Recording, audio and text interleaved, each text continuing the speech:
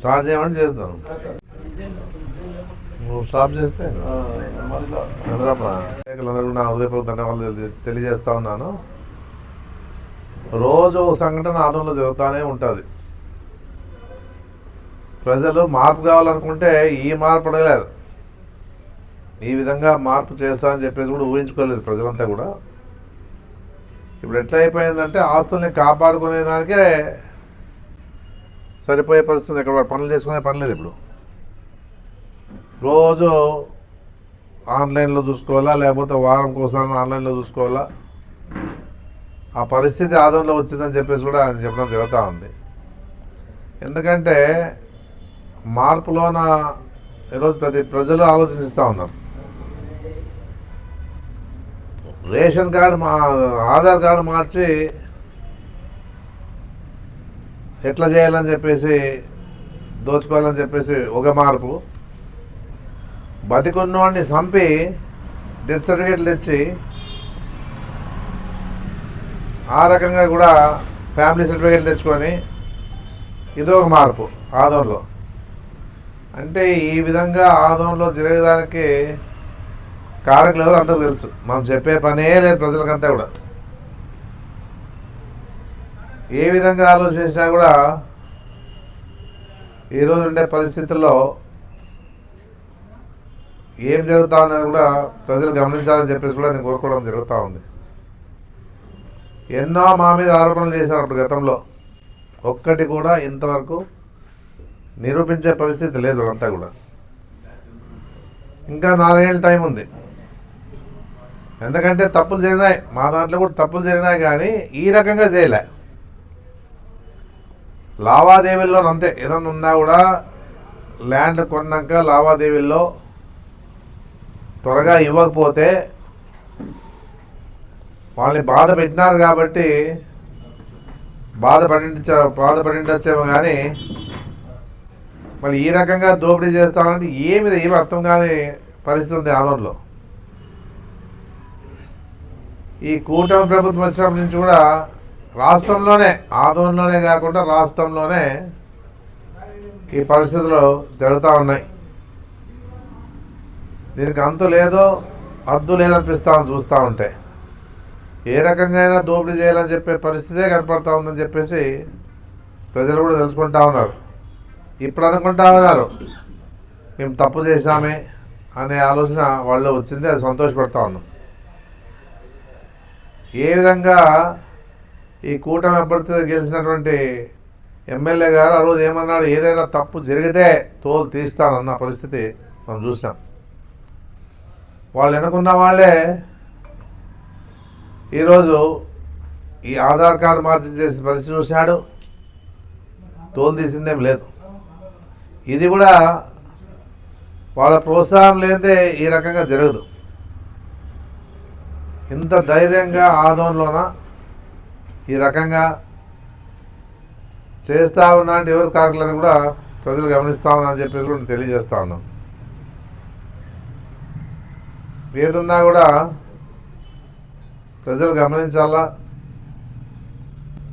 మీకు అండగా మేము ఉంటాం, మా పార్టీ ఉంటామని చెప్పేసి కూడా గట్టిగా చెప్తా ఉన్నాం. మీరు ఏ విధంగా అధైర్యపడే పని లేదు. మీ ఇప్పుడు జరిగిన సంఘటన రద్దు చేసే తీరాలని, రద్దు చేయకపోతే ఆఫీస్ ముందు వచ్చి ధర్నా చేస్తామని చెప్పేసి కూడా చెప్పడం జరుగుతుందన్నమాట పార్టీ తరఫున. మళ్ళీ ఈ రిజిస్టర్ ఆఫీస్ కూడా ఎంత గబ్బులు వేసిపోయిందంటే ఏ విధంగా చేస్తూ ఉన్నారంటే, ఇప్పుడు కరెక్ట్గా ఉన్నవాడిని సతాయిస్తారు.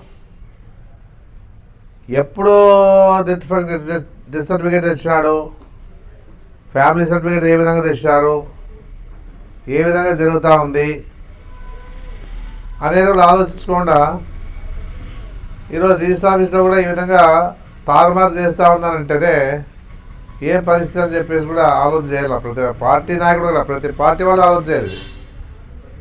ఇంత అధ్వానంగా రిజిస్టర్ ఆఫీస్లో ఈ విధంగా జరుగుతూ ఉంటే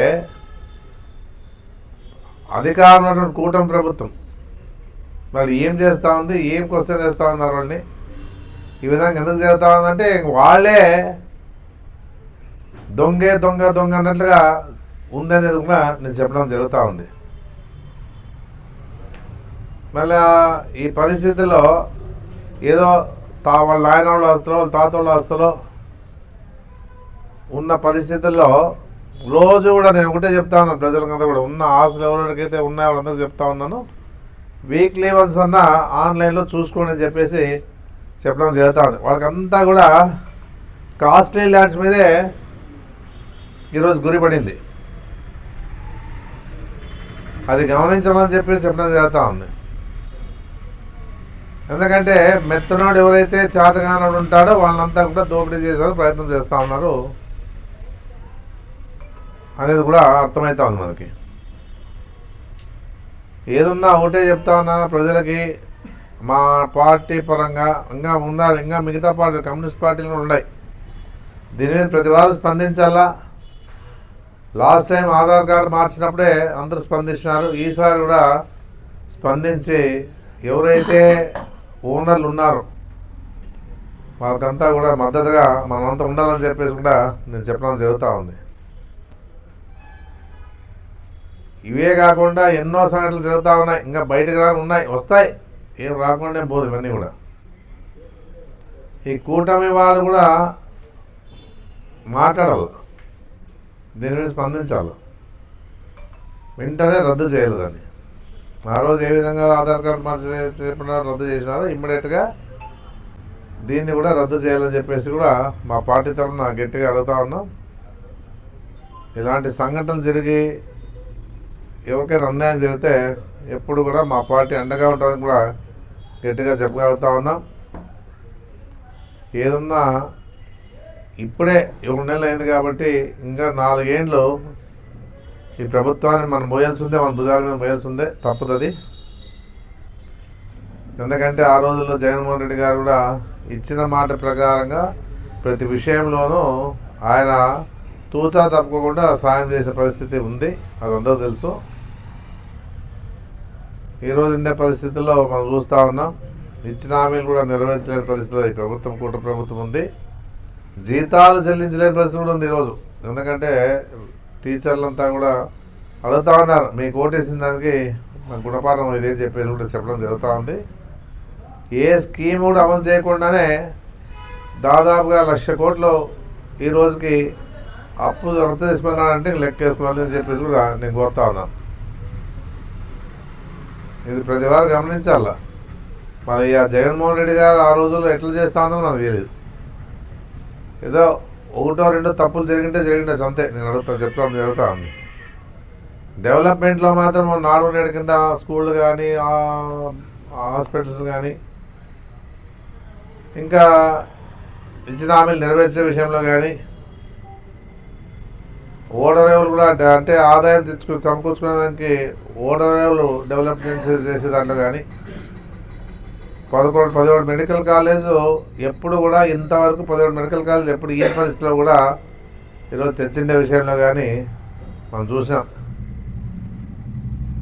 డెవలప్మెంట్తో పాటు ఆర్థికంగా ఏ విధంగా వనరులు చేకూర్చుకోవాలని చెప్పేసి ఉద్దేశంతోనే ఆయన ఎన్నో రకాలుగా కష్టపడి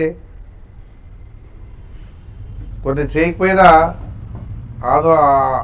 ఆదాయం రావాలని చెప్పేసి ఆలోచన ముందుకు పోయినాడు.